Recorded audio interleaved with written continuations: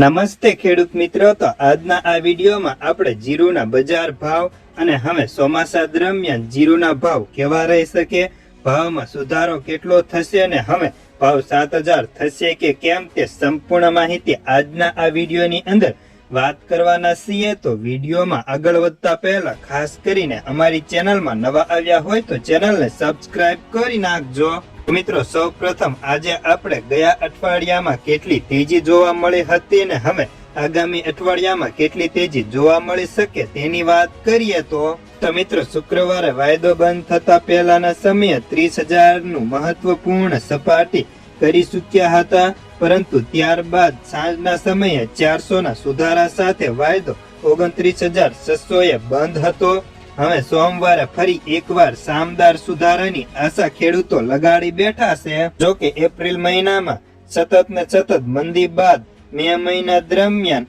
ચૂંટણીને ધ્યાનમાં લઈને સરકારે મસાલા વર્ગના તમામ પાકની નિકાસની રજા આપી હતી, જેમાં ખાસ કરી જીરું અને વરિયાળીમાં ખાસો ટેકો મળી ચૂક્યો હતો અને નિકાસના ભાવ વધીને હાલ જીરુમાં 6,300 થઈ ચૂક્યા હતા અને ખેડૂતોને હાલ પ્રતિ 20 કિલોએ અત્યારે 5,000 થી લઈને 6,300 સુધીના ક્વોલિટી પ્રમાણે ઓફર થતા હતા। જો કે તેજીની વાત કરીએ તો તાજેતરમાં પ્રતિ ક્વિન્ટલે ભાવ 5,000 થી પણ વધારે વધી ચૂક્યા છે અને હજી વાયદાની નિકાસના કારણે ટેકો મળી રહ્યો હતો અને ભાવ 7,000 કે 7,000 ની નજીક પણ જવાની આશાઓ ખેડૂતો લગાવે છે। જો કે હાલ ભાવમાં તેજીના કારણે ગુજરાતમાં 50,000 બોરીની આવકો થઈ રહી છે।